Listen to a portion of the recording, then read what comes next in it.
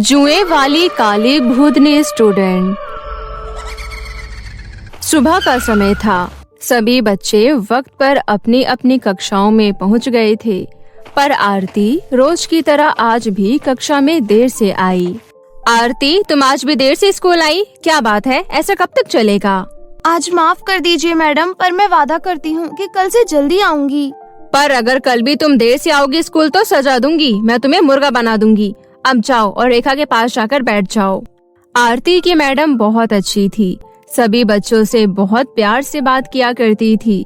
आरती दिखने में बिल्कुल भी सुंदर नहीं थी, वो बहुत काली थी और बदसूरत भी। उसके रूप की वजह से कोई भी बच्चा उसे अपने पास नहीं बैठाता था। देखो आरती, मैं तुम्हें अपने पास नहीं बिठा सकती, इसलिए तुम कहीं और जाकर बैठ जाओ। मैडम ने मुझे बोला है तुम्हारे पास बैठने को, इसलिए मैं यहीं तुम्हारे पास बैठूंगी। बढ़िया ही मैडम की चमची, बैठो फिर यहाँ। तुम्हें अच्छा सबक सिखाऊंगी किसी दिन। मैं इतनी सुंदर और इसे देखो कितनी बदसूरत है, ऐसा लगता है जैसे सालों से नहाई नहीं है। जब मैडम बच्चों को कक्षा में पढ़ा रही थी, तभी बीच बीच में आरती अपना सर खुजाने लगती है। ये अचानक मेरे सर में इतनी खुजली कैसे होने लगी? इस खुजली की वजह से मेरा ध्यान पढ़ाई पर नहीं लग रहा। क्या करूं? ये तो रुक ही नहीं रही। तभी स्कूल की छुट्टी हो जाती है। सभी बच्चे अपने अपने घर पहुंच जाते हैं।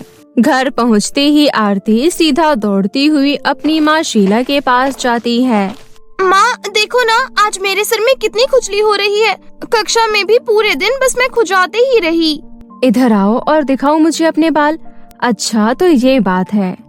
क्या हुआ माँ? अरे, तुम्हारे सर में तो बहुत सारे जुएं हो गई है, इसलिए तुम्हें इतनी खुजली हो रही है। अगर इन्हें जल्द से जल्द अलग नहीं निकाला बालों से तो ये और ज्यादा बढ़ जाएंगी।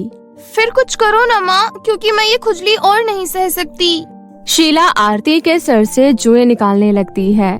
सुबह से शाम हो जाती है, पर आरती के सर से जुएं खत्म नहीं होती, बल्कि जुएं निकालते निकालते शीला के सर में भी खुजली होने लगती है। तुम्हारे सर से जुएं निकालते निकालते शायद कुछ जुएं मेरे सर में भी चली आई है, इसलिए मेरे सर में भी इतनी खुजली हो रही है। अगले दिन आरती फिर से रेखा के साथ बैठती है। देखो, आज मैं तुम्हें बर्दाश्त नहीं करूंगी, इसलिए हटो मेरी सीट से। कोई भी सीट खाली नहीं है, मैं कहाँ बैठूं? अगर कोई सीट खाली होगी तो चली जाऊंगी। तभी आरती के सर से बहुत सारे जुएं बेंच पर गिर जाती है। छी, मुझे तो पहले ही पता था ये आरती कभी नहीं नहाती। इधर आओ सभी बच्चे, इधर देखो जरा, इस आरती के सर में कितनी सारी जुएं हैं। छी! अरे आरती सुनो, तुम दूर रहो हम सबसे, क्योंकि तुम हमारे सर में भी जुएं कर दोगी। तुम सब ऐसे मत बोलो, अगर मैडम को पता चल गया तो वो कक्षा में नहीं बैठने देंगी मुझे। आरती के सर में जुएं वाली बात पूरी कक्षा के बच्चों को पता चल जाती है। सभी बच्चे आरती को चिढ़ाने लगते हैं। यही अच्छा मौका है आरती से छुटकारा पाने का। छुट्टी के बाद इसे सबक सिखाती हूँ। छुट्टी होने के बाद रेखा आरती से बोलती है, देखो आरती, तुम घबराओ मत, तुम्हारे जुएं का इलाज है मेरे पास। एक बार मेरे सर में भी बहुत सारी जुएं हो गई थी, तब मेरी माँ जुएं भगाने का मेरे लिए तेल लेकर आई। उस तेल को लगाते ही मेरे सर के सारे जुएं गायब हो गए। वो तेल मेरे पास अभी भी रखा है। ऐसा करो, तुम शाम को मेरे घर के पीछे मुझे मिलना, मैं वही तेल ले आऊंगी, फिर तुम जल्दी से अपने सर में लगा लेना, समझी? ये सुनकर आरती बहुत खुश हो जाती है।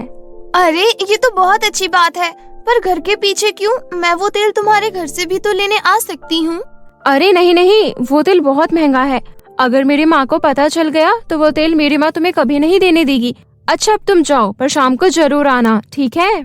रेखा आरती से झूठ बोल रही थी। उसके पास जुएं भगाने वाला तेल नहीं था, वो तो बस आरती को सबक सिखा रही थी। उसे गलत तेल देकर उसे हमेशा हमेशा के लिए गंजा करना चाहती थी। उस जहरीले तेल को आरती अपने बालों में लगाकर सो जाती है। सुबह जब उसकी आँख खुलती है तो वो देखती है कि उसके सर के सारे बाल टूटकर फर्श पर नीचे गिर जाते हैं। आरती अब गंजी हो चुकी थी। आरती यह सब देखकर बहुत हैरान थी। तभी आरती को उल्टी होती है और उसके सांस बंद पड़ जाती है। आरती मर चुकी थी। शीला को कुछ समझ नहीं आया कि उसकी बेटी के साथ आखिर ये सब क्या हुआ। वो आखिर मर कैसे गई? आरती मर तो जाती है, पर उसे मुक्ति नहीं मिलती और वो एक काली बदसूरत चुड़ैल बन जाती है। नहीं छोड़ूंगी तुम सबको। तुम सबने मेरा खूब मजाक उड़ाया, मुझे कितना बुरा लगा।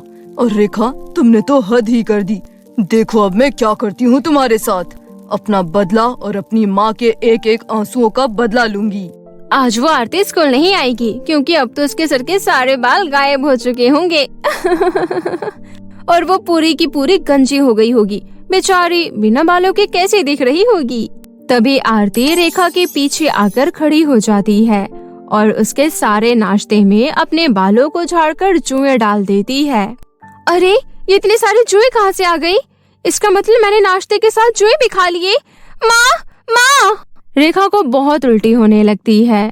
अरे क्या हुआ रेखा, तुम्हें उल्टी क्यों हुई? तबीयत तो ठीक है ना तुम्हारी? माँ, वो नाश्ते में जुएं। अरे वहाँ कोई जुए नहीं, तुम खुद देखो, तुम्हें जरूर कुछ वहम हुआ है।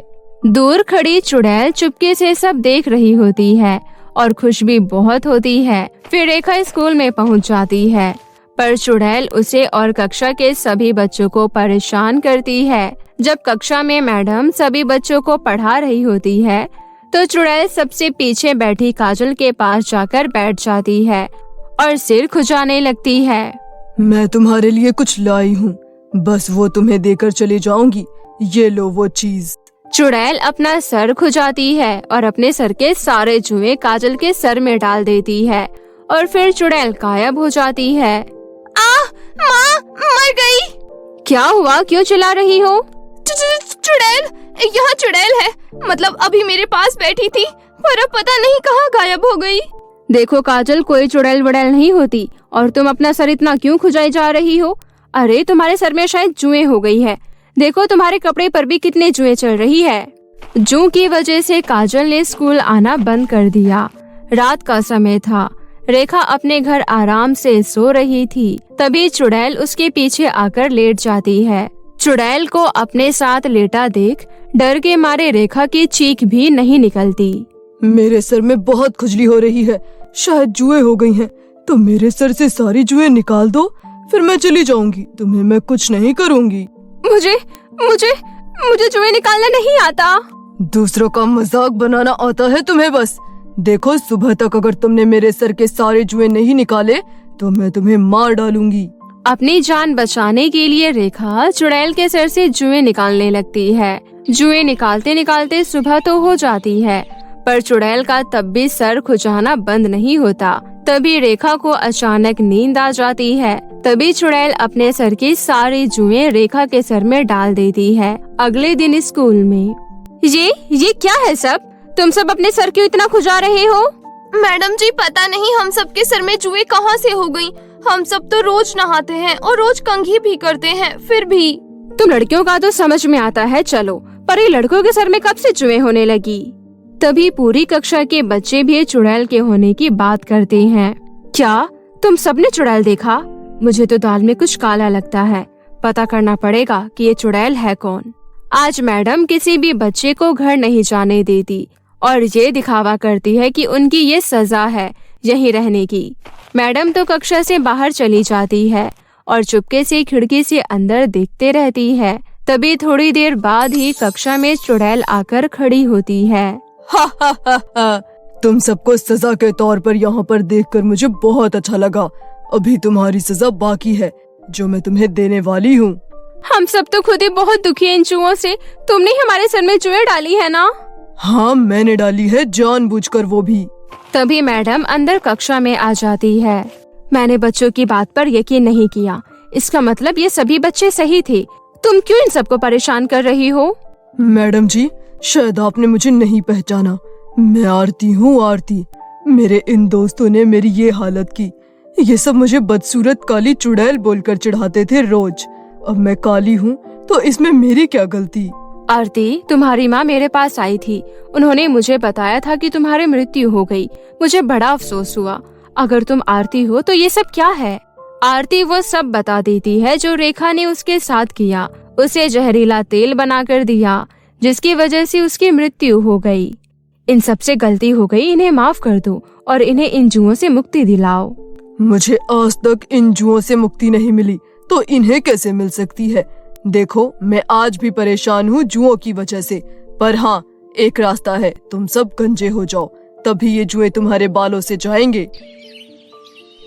चुड़ैल का मकसद भी पूरा हुआ और फिर चुड़ैल ने बच्चों को कभी परेशान नहीं किया।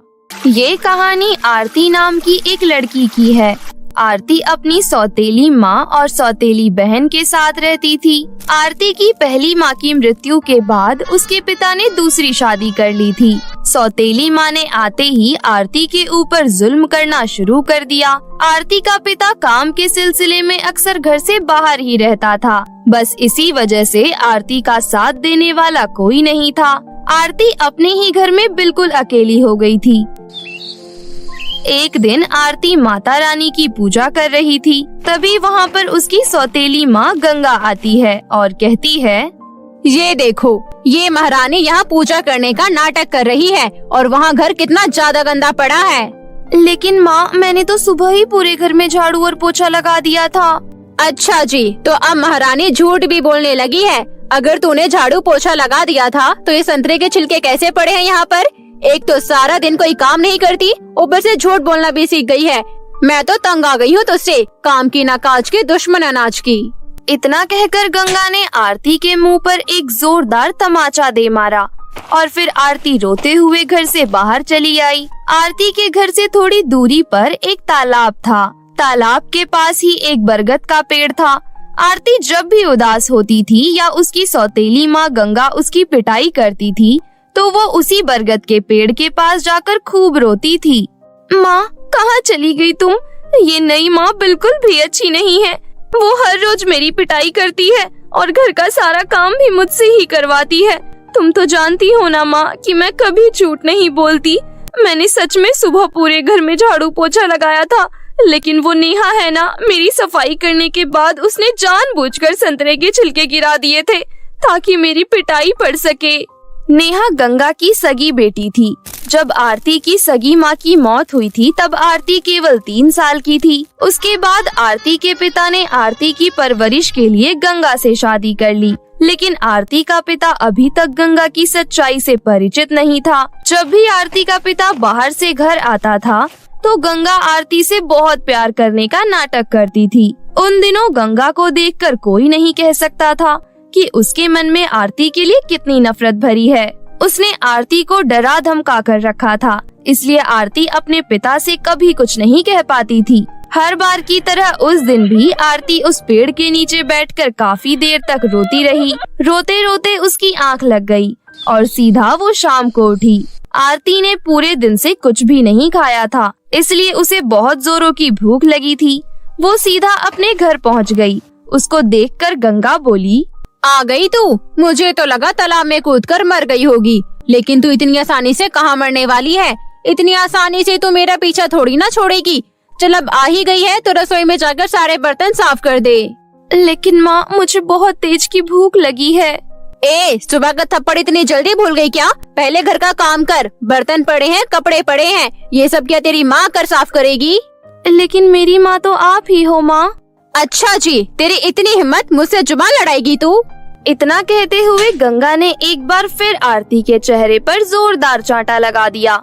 आरती की फिर कुछ कहने की हिम्मत नहीं हुई। उसने भूखे पेट घर के सारे काम किए और फिर बिना कुछ खाए ही सो गई। गंगा अपनी सगी बेटी नेहा का बहुत अच्छे से ख्याल रखती थी, जबकि आरती ने कुछ खाया कि नहीं इसकी उसे कोई परवाह नहीं थी। एक दिन नेहा ने अपनी माँ से कहा, माँ, हमारे घर के पास वाले मैदान में गणेश चतुर्थी का बहुत बड़ा मेला लगा है। वहाँ पर बहुत बड़े बड़े झूले हैं। मुझे भी झूला झूलना है, मुझे वहाँ ले चलो ना। हाँ हाँ, क्यों नहीं मेरी बच्ची, शाम को पक्का चलेंगे मेला घूमने। ये सारी बातें आरती सुन रही थी। नेहा की बात सुनकर उसका भी मन किया कि वो भी झूला झूलने मेला जाए और चाट पकौड़ी खाए, लेकिन ये बात गंगा से कहने की उसकी हिम्मत नहीं हुई। उसी दिन शाम को गंगा ने आरती से कहा, सुन आरती की बच्ची, मैं अपनी बेटी को मेला घुमाने ले जा रही हूँ। घर से बाहर एक कदम भी मत रखना, और हाँ, जब तक मैं मेले से वापस घर आऊँ सारे बर्तन साफ हो जाने चाहिए और छत से कपड़े लाकर तय लगा दियो। ऐसा कहकर गंगा अपनी बेटी को लेकर मेले में चली गई। उनके जाने के बाद आरती जोर जोर से रोने लगी। वो अपनी फूटी किस्मत को कोसते हुए अपनी माँ को याद करने लगी। फिर उसने उठकर सारे बर्तन साफ किए और सारे धुले कपड़े तय लगाकर जगह पर रख दिए। लेकिन गंगा अभी तक घर नहीं लौटी थी। आरती ने अपने मन में सोचा, माँ और नेहा अभी तक मेले से वापस नहीं आई हैं। एक काम करती हूँ, मैं भी थोड़ी देर के लिए मेला देखाती हूँ। उनके आने से पहले वापस आ जाऊंगी। वैसे भी मेरे पास झूला झूलने के लिए और चाट पकौड़ी खाने के लिए पैसे तो है नहीं, इसलिए बस मेला देखकर ही वापस आ जाऊंगी। आखिरकार आरती थी तो एक बच्ची ही, इसलिए उसका भी मेला देखने का बहुत मन था। तो वो घर पर ताला लगाकर मेला देखने चली गई। वहाँ पर उसने देखा कि गंगा और नेहा तो एक बड़े से झूले पर बैठकर खूब मजे कर रहे हैं। वो बेचारी वहीं छिपकर बस उन्हें देख रही थी और उसकी आंखों में आंसू थे। तभी वहाँ पर एक अनजान औरत हाथों में ढेर सारी चूड़ियाँ लेकर आई और आरती से बोली, बिटिया, इस गरीब औरत से थोड़ी सी चूड़ियाँ खरीद लो ना। अरे वाह आंटी जी, आपके पास तो कितनी प्यारी प्यारी चूड़ियाँ हैं, लेकिन ये लाल वाली चूड़ी सबसे ज्यादा प्यारी है। लेकिन मैं ये चूड़ियाँ नहीं खरीद सकती। क्यों? ऐसा क्यों बिटिया? क्योंकि मेरे पास पैसे नहीं हैं आंटी जी। अच्छा कोई बात नहीं, एक काम करते हैं, तुम ये लाल वाली चूड़ियाँ रख लो। जब तुम्हारे पास पैसे आ जाएंगे तो मुझे दे देना, ठीक है? मैं यहीं पास में रहती हूँ। उस औरत की बात सुनकर आरती बहुत खुश हो गई। उसने उस औरत से लाल चूड़ियाँ ले ली। वो चूड़ियाँ वाकई में बहुत सुंदर थीं। आरती उन चूड़ियों को निहारने लगी। फिर जैसे ही उसने नजरें उठाई, उसने देखा वो औरत वहाँ पर नहीं थी। आरती जैसे ही उस औरत को ढूंढने के लिए आगे बढ़ी, उसने देखा कि गंगा और नेहा घर के लिए निकल दिए हैं। ये देखकर आरती डर गई।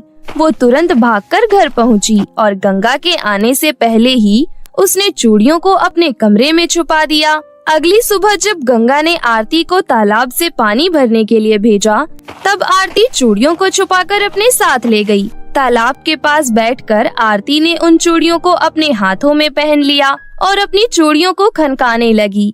देखते ही देखते चूड़ियों की खनखनाने की आवाज आसमान में गूंजने लगी। तभी वहाँ पर एक बहुत खूबसूरत परी प्रकट हुई। आरती, इधर देखो मेरी तरफ। आरती ने परी को देखा और वो हैरान हो गई। हे देवी मैया, ये कैसा चमत्कार है? आप तो बिल्कुल परी जैसी दिख रही हो। मैं परी ही हूँ आरती। क्या सच में? मैंने आपके बारे में बहुत सुना है। आप सबकी बहुत मदद करती हो ना? हाँ आरती, बिल्कुल सही सुना है तुमने। आज के बाद जब भी तुम इन चूड़ियों को खनकाओगी तो मैं तुम्हारे सामने आ जाऊंगी। बस ये ध्यान रहे कि मुझसे हमेशा अकेले में ही मिलना। बताओ तुम्हें क्या चाहिए? परी, मुझे स्वादिष्ट स्वादिष्ट समोसा खाना है और मुझे 20 रुपए चाहिए। बस 20 रुपए? लेकिन क्यों? मुझे 20 रुपए उन आंटी को देना है जिन्होंने मुझे ये चूड़ियाँ दी हैं। अब तुम्हें वो आंटी नहीं मिलेगी। असल में वो तुम्हारी माँ थी जो तुम्हें और रोते हुए नहीं देख सकती थी, इसलिए तुम्हें ये जादुई चूड़ियाँ देने आई ताकि इसे खनकाकर तुम मुझे बुला सको और फिर कभी ना रो। परी की बात सुनकर आरती की आंखों में आंसू आ गए और वो आसमान की तरफ देखकर अपनी माँ को याद करने लगी। तभी उसे कुछ याद आया। उसने परी की तरफ देखा, लेकिन परी अब वहाँ मौजूद नहीं थी। आरती ने फिर से चूड़ियों को खनखनाना शुरू कर दिया और फिर अगले ही पल वहाँ पर परी प्रकट हो गई। क्या हुआ आरती, तुमने मुझे फिर से याद किया? हाँ, मैंने आपको फिर से परेशान किया, उसके लिए मैं आपसे माफी चाहती हूँ। लेकिन परी, क्या मैं आपसे और कुछ भी मांग सकती हूँ? हाँ बिल्कुल आरती, बताओ तुम्हें क्या चाहिए? मुझे मेरी माँ की तस्वीर ला दीजिए परी। मेरी नई माँ ने उनकी सारी तस्वीर बहुत पहले ही जला दी थी। जैसी तुम्हारी इच्छा आरती। अगले ही पल परी ने अपने जादू से आरती को उसकी माँ की एक बहुत खूबसूरत तस्वीर दे दी। आरती उस तस्वीर को सीने से लगाकर रोने लगी। अब उसे और कुछ नहीं चाहिए था। फिर वो परी भी वहाँ से गायब हो गई। लेकिन दूर कहीं आसमान में आरती की माँ अपनी आंखों में आंसू लिए अपनी बेटी को देखकर मुस्कुरा रही थी, क्योंकि वो जानती थी कि जादुई चूड़ियों के कारण अब आरती की जिंदगी बदल जाएगी। और हुआ भी कुछ ऐसा ही। आरती ने जादुई चूड़ियों से अपनी सौतेली माँ का प्यार मांग लिया, जिस कारण उसकी सौतेली माँ उसे सच में प्यार करने लगी और उस दिन से आरती अपना जीवन खुशी से व्यतीत करने लगी। विमलापुर गांव में मनोहर अपनी पत्नी यशोधरा के साथ रहता था। मनोहर एक गरीब लकड़हारा था। वो रोज सुबह जंगलों में जाकर लकड़ियां काटकर भरी गर्मी में सर पर उनकी गठरी लाद कर घर आता था और उन लकड़ियों से कुर्सी, टेबल आदि चीजें बनाकर उन्हें बाजार में बेचा करता था। इतनी मेहनत करने के बावजूद भी उन्हें ज्यादा मुनाफा नहीं होता था। वो जो भी कमाता वो घर के राशन पानी में ही खत्म हो जाता था। बचत के लिए एक भी रुपया नहीं बचता था। ये सब सोचकर एक दिन मनोहर बहुत उदास था। अपने पति को उदास देखकर यशोधरा उनसे पूछती है, अजी क्या बात है, आप परेशान दिखाई पड़ रहे हैं। परेशान ना हो तो और क्या करूँ यशोधरा, दिन रात खून पसीना बहाकर भी एक भी रुपया ज्यादा नहीं बचता। कुछ दिनों के बाद हमारा परिवार बढ़ेगा। मैं नहीं चाहता कि जो गरीबी हम झेल रहे हैं वो हमारे बच्चे भी झेलें। अजी धीरज रखो, भगवान अगर आज हमें दुख दे रहा है तो कल सुख भी देगा। ऐसे ही समय बीतता जाता है।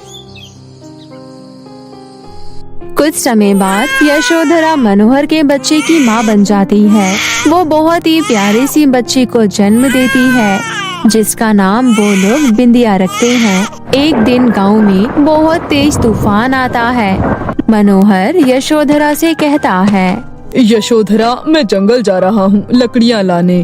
अजी मेरी मानो तो आज जंगल मत जाओ, देखो तो बाहर कितना तेज आंधी तूफान चल रहा है, मौसम बहुत खराब है। अरे तुम चिंता मत करो यशोधरा, मैं जल्दी आ जाऊंगा। तुम घर पर बिंदिया का ख्याल रखना। इतना कहकर मनोहर जंगल में लकड़ियाँ काटने चला जाता है और फिर लौटकर कभी वापस घर नहीं आता। मनोहर जब आंधी तूफान में जंगल में लकड़ियाँ काट रहा था तभी अचानक से एक पेड़ मनोहर पर गिर जाता है और उस पेड़ के नीचे दबकर मनोहर की मृत्यु हो जाती है। जब ये खबर यशोधरा को पता चलती है तो वो बिल्कुल टूट जाती है। वो जैसे तैसे करके अपने पति का अंतिम संस्कार करती है और अपनी बेटी बिंदिया के भविष्य के लिए वो मेहनत करने का फैसला करती है। वो दिन रात बिना थके जो काम मनोहर किया करता था वो काम अब यशोधरा करने लगती है। वो जंगल से लकड़ियाँ काटकर उससे टोकरी, कुर्सी, बैठक बनाकर बाजार में बेचने लगती है। ऐसे ही दिन बीतते जाते हैं। अब बिंदिया 8 साल की हो जाती है। यशोधरा अपनी बेटी का एडमिशन गांव के एक सरकारी स्कूल में करा देती है। बिंदिया स्कूल पढ़ने जाने लगती है। उसके क्लास में एक शिवानी नाम की अमीर लड़की पढ़ा करती थी। वो आए दिन स्कूल की छुट्टी होने पर स्कूल के बाहर आइसक्रीम खाया करती थी और बिंदिया उसे देखा करती थी क्योंकि उसे भी गर्मियों में ठंडी ठंडी आइसक्रीम खाने का बहुत मन करता था। गर्मियों के मौसम में ठंडी ठंडी आइसक्रीम खाने का तो मजा ही कुछ और है। ललचाई नजरों से बिंदिया शिवानी को आइसक्रीम खाते हुए देख रही थी। बिंदिया को देखकर शिवानी कहती है, अरे ओ भूकी, तू मेरी आइसक्रीम को ऐसे घूर क्यों रही है? चल जा यहाँ से, नजर मत लगा मेरी आइसक्रीम पर। शिवानी की बात सुनकर बिंदिया को बहुत बुरा लगता है और वो रोते हुए स्कूल से घर आ जाती है जहाँ उसकी गरीब माँ यशोधरा कड़ी धूप में घर के आंगन में बैठकर लकड़ियों से सामान बना रही थी। बिंदिया अपनी माँ के पास जाती है और कहती है, माँ हम इतने गरीब क्यों हैं? आपको पता है माँ, मेरे क्लास के सभी दोस्तों के घर में फ्रिज, एसी, कूलर, हर वो चीज है जो उन्हें गर्मी से राहत दे सके। वो लोग रोजाना स्कूल के बाहर ठंडी ठंडी आइसक्रीम खाते हैं और मैं बस उन लोगों का मुंह देखती रहती हूँ। बस एक मैं ही फटीचर हूँ। मेरे घर में कुछ भी नहीं है जो हमें इस गर्मी से राहत दे सके। स्कूल के सभी बच्चे ठंडे ठंडे पानी की बोतल लेकर आते हैं और मैं गर्म पानी लेकर जाती हूँ। मुझे स्कूल में बहुत बुरा लगता है माँ। बिंदिया की आंखों में गरीब होने का गुस्सा साफ जाहिर हो रहा था। यशोधरा अपनी बेटी को समझाती है, बिंदिया बेटी, तेरी गरीब माँ के पास इतने पैसे नहीं हैं कि वो फ्रिज, एसी खरीद सके। जब आपसे अपने बच्चों की ख्वाहिशें पूरी नहीं होती तो आपने हमें पैदा ही क्यों किया? ऐसी गर्मी और गरीबी में जीने से तो अच्छा है कि मैं इस दुनिया में आती ही नहीं। हमारे पास रहने के लिए एक अच्छा घर भी नहीं है। इस टूटी फूटी झोपड़ी में रहना पड़ता है, फटे चिटे कपड़े पहनने पड़ते हैं और रूखा सूखा खाना पड़ता है। अपनी हालत देखकर तो मुझे ऐसा लगता है कि सारी जिंदगी हम इसी गरीबी में पड़े रहेंगे। इतना बोलकर बिंदिया पैर पटकते हुए अपनी झोपड़ी में चली जाती है। अपनी बेटी की बात सुनकर यशोधरा की आंखों में आंसू भर आते हैं। मेरी बच्ची ने पहली बार मुझसे किसी चीज की फरमाइश की है। इससे पहले उसने इतना गुस्सा मुझे कभी नहीं दिखाया। मैं अपनी बच्ची की ख्वाहिश को पूरा जरूर करूंगी। उसे स्कूल ठंडा पानी लेकर जाना है ना, वो जरूर अपने स्कूल में ठंडा पानी लेकर जाएगी। तुम चिंता मत करो मेरी बच्ची, एक गरीब माँ तुम्हारे लिए एक फ्रिज जरूर लाएगी। यशोधरा उस दिन पूरा दिन फ्रिज की दुकान पर भटकती रही ताकि उसे कोई सेकंड हैंड सस्ते में फ्रिज मिल सके।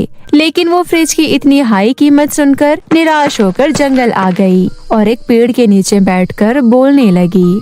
मेरे पास इतने पैसे हैं ही नहीं कि मैं अपनी बच्ची के लिए एक फ्रिज खरीद सकूं। अरे तो क्या हुआ, मेरे पास पैसे नहीं हैं। मैं लकड़ी से फ्रिज बनाऊंगी। हाँ, मैं लकड़ी से फ्रिज बना सकती हूँ। इतना सोचकर यशोधरा जंगल में सबसे पुराने पेड़ को ढूंढती है और उन्हें काटकर उनकी लकड़ियाँ लेकर घर आ जाती है और घर पर उन लकड़ियों से फ्रिज बनाना शुरू कर देती है। माँ को ये सब करता देख बिंदिया पूछती है, माँ आप ये क्या कर रही हो? बेटा मैं तुम्हारे लिए फ्रिज बना रही हूँ। क्या लकड़ी से आप फ्रिज बना रही हो? माँ पर लकड़ी से भला फ्रिज कैसे बनेगा? बेटा पता नहीं, पर फ्रिज का आकार तो मैं इसे दे ही सकती हूँ। ज्यादा कुछ नहीं, कम से कम इसमें घर का कुछ सामान ही आ जाएगा। ठीक है माँ। और माँ मुझे माफ कर दो, मैंने खामखा आप पर गुस्सा किया। मुझे ऐसा नहीं बोलना चाहिए था। कोई बात नहीं मेरी बच्ची, आखिर तूने गलत ही क्या बोला। चलो माँ, आपके कामों में मैं भी आपका हाथ बटाती हूँ। इतना बोलकर बिंदिया अपनी माँ का हाथ बटाने लगती है। देखते ही देखते शाम ढल जाती है। बिंदिया अपनी माँ से कहती है, माँ अब बाकी का काम कल सुबह कर लेंगे। आपने सुबह से कुछ भी नहीं खाया है, चलो कुछ खा लो।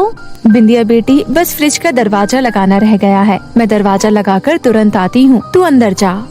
इसके बाद यशोधरा फ्रिज का दरवाजा लगाकर फ्रिज तैयार कर देती है और फिर उस फ्रिज को उठाकर घर के अंदर रख देती है। उसके बाद दोनों माँ बेटी खाना खाकर सो जाते हैं।